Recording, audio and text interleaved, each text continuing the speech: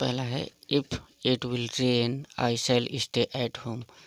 तो यहाँ पर ये देखना है कि जब सेंटेंस दो हिस्सों में हो और दोनों हिस्से हिंदी में अर्थ निकालने पर गागी के का अर्थ निकालते हो, तो वहाँ पर जो प्रिंसिपल क्लॉज होती है उसको प्रेजेंट इंडेफिनिट में तथा सबऑर्डिनेट क्लॉज को फ्यूचर इंडेफिनिट में बनाया जाता है। जैसे if it rains I shall stay at home. अगला 5 टाइम्स 5 आर 25। तो जब कोई प्लूरल नाउंस एक निश्चित रकम या फिर निश्चित दूरी या फिर निश्चित नाप बताता है तो उसके साथ में वर्ब हमेशा सिंगुलर प्रयोग होती है। तो 5 टाइम्स 5 आर 25, इसका करेक्ट हो जाएगा 5 टाइम्स 5 इज 25। अगला the patient died before the doctor केम। जब दो काम साथ साथ यानी एक दूसरे के तुरंत बाद होते हैं तो वहाँ पर पास्ट परफेक्ट टेंस होता है, तो इसलिए यहाँ पर हमको लिखना है the patient had died before doctor केम। अगला है she has slept for 8 hours last night. अब यहाँ पर लास्ट नाइट लगा है, इसका मतलब पास्ट इंफिनिट में बनेगा, तो इसका करेक्ट हो जाएगा she slept for 8 hours last night. अगला है ही हैज़ गॉन लखनऊ स्टरडे। तो स्टरडे लगा हुआ है, इसका मतलब ये भी पास्ट में जाएगा, तो इसका करेक्ट हो जाएगा he went to Lucknow yesterday. अगला है 100 rupees are not a big sum these days. जब कभी भी कोई प्लूरल नंबर किसी निश्चित रकम या निश्चित माप या निश्चित दूरी में बदल दिया जाता है तो वहाँ पर वर्ब हमेशा सिंगुलर नंबर का प्रयोग किया जाता है, तो इसका करेक्ट हो जाएगा 100 rupees is not a big sum these days.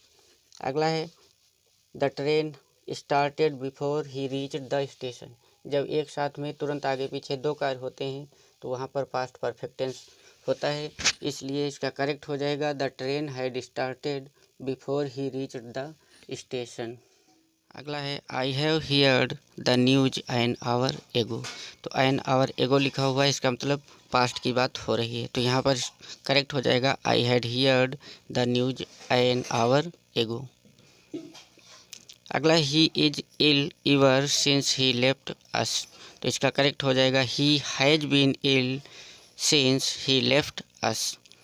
अगला है many a man have done so. तो जब कभी भी मैनी एवरी या ईच का प्रयोग होता है तो वहाँ पर हमेशा सिंगुलर नंबर की वर्ब प्रयोग की जाती है, तो इसका करेक्ट हो जाएगा many a man has done so.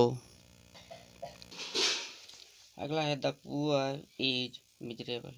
चूँकि द पुअर एक कॉमन नाउन है तो पुअर का मतलब होता है सभी गरीब लोग, तो ये प्लूरल में होता है इसलिए इसके साथ में हमेशा प्लूरल की वर्ब प्रयोग की जाती है, करेक्ट हो जाएगा द पुअर आर मिजरेबल। अगला Sohan as well as his parents were there. तो जब कभी सिंगुलर और प्लूरल दो नाउन एक सेंटेंस में प्रयोग किए जाते हैं और उनको एज वेल एज से जोड़ा जाता है तो सब्जेक्ट जो प्रथम होता है उसके अनुसार वर्ब प्रयोग की जाती है, तो इसका करेक्ट हो जाएगा Sohan as well as his parents was there. अगला है he or I is guilty. तो आइदर और आर के साथ में जो वाक्य जुड़े होते हैं तो उनके साथ में हमेशा नज़दीक वाले सब्जेक्ट के अनुसार वर्ब प्रयोग की जाती है, तो इसका करेक्ट हो जाएगा either he or I am guilty. अगला है every book and every pen were lost. जब कभी भी सिंगुलर या प्लूरल नाउन एवरी से अलग किए जाते हैं तो उसके साथ में हमेशा सिंगुलर वर्ब प्रयोग की जाती है, तो इसका करेक्ट हो जाएगा every book and every pen was last. अगला है the horse and carriage are waiting. तो कभी कभी जब दो नाउन या प्रोनाउन मिल करके एक सब्जेक्ट का काम करते हैं तो वहाँ पर हमेशा सिंगुलर नंबर ही प्रयोग किया जाता है, तो द हॉर्स एंड कैरियज इसका मतलब हुआ कि घोड़ा गाड़ी, तो ये सिंगुलर नंबर होगा तो इसके साथ में एज का प्रयोग किया जाएगा। जैसे कढ़ी एंड राइस यानी कढ़ी और चावल, इडली डोसा, कबाब पराठा, छोला भटूरा इत्यादि जब दो शब्द जुड़ करके एक का अर्थ देते हैं तो उसके साथ में हमेशा सिंगुलर नंबर की वर्ब प्रयोग की जाती है। आइदर राम और Sohan have stolen your book. तो इसका रूल होता है जब कभी दो सिंगुलर नंबर एक साथ में प्रयोग किए जाते हैं और आइदर अथवा आर से जुड़े होते हैं तो हमेशा वर्ब सिंगुलर नंबर होती है, तो आइदर राम और Sohan has stolen your book. अगला है a few boy has passed. तो ए फ्यू, फ्यू के आगे जब ए लग जाता है तो इसका मतलब होता है कि कुछ, यानी होगा बहुत कम, फिर भी कुछ एक से अधिक होगा, यानी 2-3 के बराबर होगा। तो इसका करेक्ट हो जाएगा a few boys have passed. अगला है the manager and secretary are in the office. तो जब एक ही नाउन दो विशेषताएं बताता है, यानी किसी एक ही व्यक्ति की दो विशेषताएं बताता है, तो वहाँ पर वर्ब सिंगुलर नंबर प्रयोग किया जाता है। तो जैसे the manager and secretary is in the office, यानी एक ही व्यक्ति मैनेजर और सेक्रेटरी दोनों पद पर विद्यमान है। अगर यहाँ पर सेक्रेटरी के पहले भी द का प्रयोग होता तब ये प्लूरल हो जाता। तो the manager and the secretary, तो वहाँ पर दो व्यक्ति हो जाते। अगला है he has come here in the morning. वह यहाँ सवेरे आया। तो आया तो ये पास्ट इंडेफिनिट में है, तो इसलिए हम यहाँ पर प्रयोग करेंगे he came here in the morning. अगला है the teacher said that honesty was the best policy. तो ये सेंटेंस इनडायरेक्ट स्पीच में है और इसकी रिपोर्टिंग वर्ब पास्ट में है। तो सिस्टम में होता है कि इधर की जो रिपोर्टेड स्पीच होती है उसको भी हम पास्ट में कर देते हैं, लेकिन honesty is the best policy एक यूनिवर्सल ट्रूथ है, इसलिए इसका टेंस नहीं बदला जाएगा। तो इसका करेक्ट हो जाएगा the teacher said that honesty is the best policy. अगला है from are you coming from, अर्थात सेंटेंस था from where you are coming. तो ये इंट्रोगेटिव है, इसलिए हेल्पिंग वर्ब सब्जेक्ट से पहले होनी चाहिए। तो हम इसको करेक्ट करके लिखेंगे where are you coming from अथवा from where are you coming. अगला है the books on the table is mine. तो चूंकि यहाँ पर बुक्स प्लूरल है इसलिए इसके साथ में आर का प्रयोग किया जाएगा।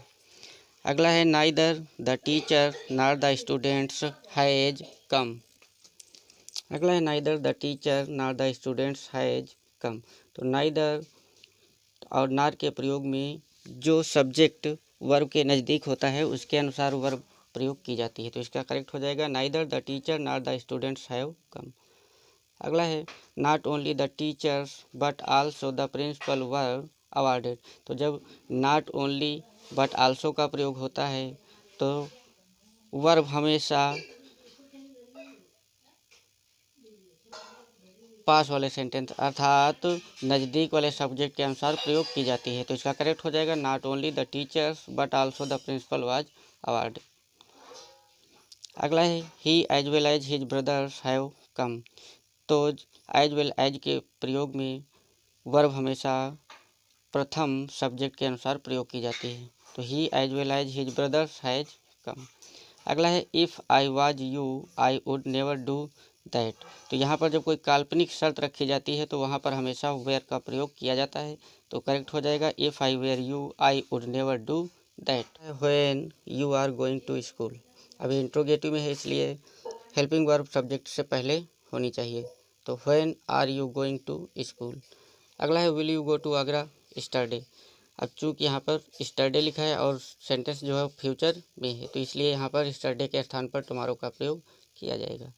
अगला ही हैज कम हियर स्टरडे। अब स्टरडे लगा हुआ है तो पास्ट में है तो हम लिखेंगे ही केम हियर स्टरडे। अगला है kindly tell me where can I meet him. मुझे वह स्थान बताइए जहाँ मैं उससे मिल सकता हूँ। तो चूँकि ये इंट्रोगेटिव सेंटेंस नहीं है अर्थात इंट्रोगेटिव का अर्थ नहीं निकाल रहा है तो इसलिए हम इसको लिखेंगे kindly tell me the place where I can meet him. मुझे वह स्थान बताइए जहाँ मैं उससे मिल सकता हूँ। उसके बाद में फुल स्टॉप का प्रयोग करेंगे। अगला है we have written the letter last evening. जो लास्ट इवनिंग है इसलिए पास्ट में बनाया जाएगा। तो we had written the letter last evening. अगला है I asked him where did he live. तो आई आस्क्ड हिम चूँकि इनडायरेक्ट स्पीच में है तो ये प्रश्नवाचक नहीं होना चाहिए, साधारण हो जाएगा। तो इसका करेक्ट होगा I asked him where he lived. अगला है the condition of the people living in the village are very poor. तो चूँकि यहाँ पर पीपुल तो प्लूरल होता है लेकिन यहाँ पर उनकी कंडीशन की बात हो रही तो कंडीशन सिंगुलर नंबर होता है, इसलिए हम आर के स्थान पर इज का प्रयोग करेंगे। अगला है the percentage of failures at the intermediate examination this year are small। तो फेलर्स ये बहुवचन है इंटरमीडिएट एग्ज़ाम के लिए, लेकिन यहाँ पर फेलियर्स के परसेंट की बात की जा रही है, तो परसेंट सिंगुलर नंबर है। तो the percentage of failures at the intermediate examination this year are small लिखा हुआ है, तो यहाँ पर हम इज का प्रयोग कर देंगे। अगला है Ram told Sita that she is an intelligent girl. ये इनडायरेक्ट स्पीच में है, इसलिए रिपोर्टेड स्पीच को पास्ट टेंस में ले जाना होगा। तो Ram told Sita that she was an intelligent girl. अगला है ही केम बिफोर आई रीच्ड। तो दो काम आगे पीछे हो रहे हैं, पास्ट परफेक्ट में होना चाहिए, तो he had come before I reached. अगला है I do not know who are you. मैं नहीं जानता हूँ कि आप कौन हो। तो ये इंट्रोगेटिव वाक्य नहीं है, साधारण है, तो इसका करेक्ट हो जाएगा I do not know who you are. अगला है two and two makes four. तो टू एंड टू ये प्लूरल है, इसलिए इस प्रयोग करेंगे two and two make four. अगला है many a boys have run away from the class. तो मैनी के बाद में जब ए का प्रयोग किया जाता है तो वहाँ पर प्लूरल में जो यस लगा है उसको हटा देंगे, तो हम लिखेंगे इसका correct many a boy has run away from the school. अगला है neither you nor he are to blame. तो नाइदर और नार के साथ में जब सिंगुलर और प्लूरल दोनों प्रकार के कर्ता होते हैं तो नज़दीक वाले कर्ता के अनुसार हेल्पिंग वर्ब या वर्ब प्रयोग की जाती है, तो इसका करेक्ट हो जाएगा neither you nor he is to blame. Hey there. Subscribe to my channel and also press the